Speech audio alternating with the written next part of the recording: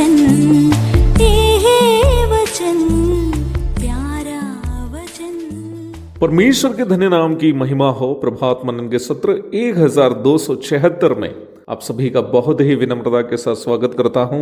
आइए आज के मनन के लिए हम पढ़ते हैं पहला तीमुथियुस अध्याय 1:19। और विश्वास और उस अच्छे विवेक को थामे रख, जिसे दूर करने के कारण कितनों का विश्वास रूपी जहाज डूब गया है। प्रत्येक मनुष्य 3 तत्वों का एक मिश्रण है। परमेश्वर ने मनुष्य की सृष्टि 3 तत्वों से की है, जो क्रमशः शरीर, प्राण एवं आत्मा है। उत्पत्ति 2:7, सभोपदेशक 12:7, पहला थिस्सलुनीके 5:23। मनुष्य का भौतिक शरीर उनको भौतिक संसार से संपर्क करने में मदद करता है। मनुष्य की आत्मा उन्हें परमेश्वर के संपर्क में रहने हेतु मदद करती है, और मनुष्य का प्राण उसके शरीर और आत्मा के बीच संपर्क करने में मदद करती है। 3 भागों में हम प्राण को बांट सकते हैं, जो क्रमशः मन, हृदय एवं विवेक है। मन मनुष्य का वो हिस्सा है जो उसके बौद्धिक क्षमताएं, ज्ञान, स्मरण क्षमताएं, इच्छाएं आदि का नियंत्रण करता है। वचन 103:2।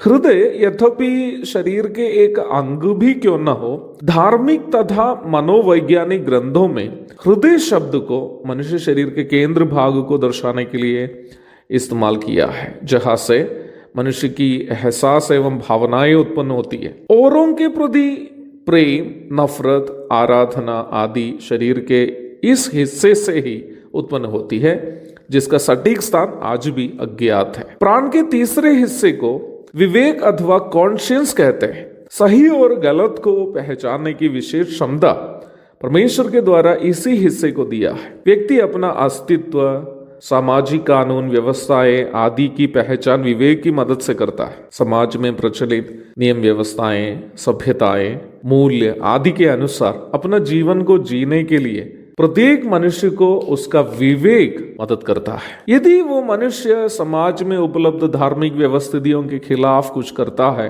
तो उसके विवेक उसके अंदर उसके विरोध में एहसास दिलाता है। यह एक सवाल उत्पन्न होने की संभावना है, क्या समाज में उपलब्ध हर एक व्यवस्थितियों के अनुसार हमें जीना जरूरी है, ताकि हमारा विवेक हमें न्याय ना करे? आपको ये मालूम हो कि परमेश्वर जब मनुष्य के अंदर विवेक की सृष्टि की थी, वर्तमान दुनिया में जो भी पापमय व्यवस्थितियां प्रचलित है वे सब नहीं थी। उस समय संसार में पाप प्रवेश भी नहीं किया था जब मनुष्य की सृष्टि परमेश्वर ने किया। इसका मतलब व्यवस्थितियों को या परिस्थितियों को तोलने हेतु विवेक का मापदंड वर्तमान की व्यवस्थितियां नहीं है, बल्कि संसार में पाप प्रवेश करने के पूर्व की व्यवस्थिति है। हाँ, ये बात हम इनकार नहीं कर सकते हैं कि पाप से प्रदूषित संसार और पाप से प्रदूषित शरीर का प्रभाव निश्चित रूप में मनुष्य के मन, हृदय और वैसे ही उसके विवेक पर भी है। इसलिए वर्तमान संसार के लोगों के बारे में बाइबल कहती है कि उनका निर्बुद्धि मन अंधेरा हो गया, रोमी 1:21। और यही पर विश्वासियों की अर्थात यीशु मसीह को ग्रहण किए हुए लोगों की मदद के लिए परमेश्वर का वचन और पवित्र आत्मा आते हैं। परमेश्वर का वचन हमें जब परमेश्वर के पवित्रता के स्तर के बारे में सिखाता है, पवित्र आत्मा हमें हमारी आवश्यकता के अनुसार उन वचनों को याद दिलाता है। 2 तीमुथियुस 3:16, यूहन्ना 16:13। इस प्रकार विश्वासी के विवेक को पवित्र आत्मा की मदद मिलती है, ताकि विवेक विश्वासी को वचन के अनुसार सही और गलत की पहचान दे। हमारे आत्मिक जीवन और सेवकाई का हमें एक दिन मसीह के न्यायासन के सामने हिसाब देना है। 2 कुरिन्थियों 5:10। वहां हमारे भले और बुरे कामों का बदला हम प्रभु से पाएंगे। अवश्य याद रखिए प्यारों, प्रभु जब हमारे जीवन और सेवा का प्रतिफल देते समय यह देखकर प्रतिफल नहीं देंगे कि हमने औरों के सामने क्या दिखाया है, बल्कि हमारे मनों को जांचकर उसके अनुसार हमें वो प्रतिफल देगा। 1 कुरिन्थी 4:5। हम कितनी सेवा की है उससे बढ़कर किस मानसिकता से की है उसका महत्व होगा। क्या हमारा लक्ष्य प्रभु की महिमा थी या अपनी महिमा? क्या हमारा लक्ष्य औरों को प्रभु के करीब लाना था या संसार में अपनी सुख सुविधाओं को बढ़ाना था? प्यारो, ये बात मत भूलिएगा, हम सब जैसे ही प्रभु के आगमन के दरमियान यहाँ से उठा लिए जाएंगे, मसीह के न्यायासन के आगे खड़े होने वाले हैं।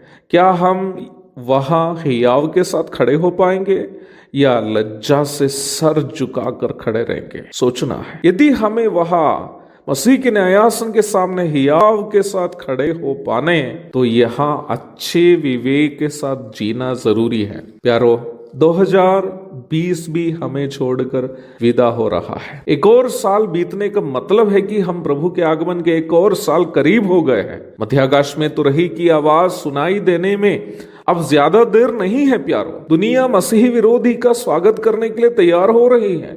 चारों तरफ हम लड़ाई, अकाल, महामारियों की खबर सुनते रहते हैं।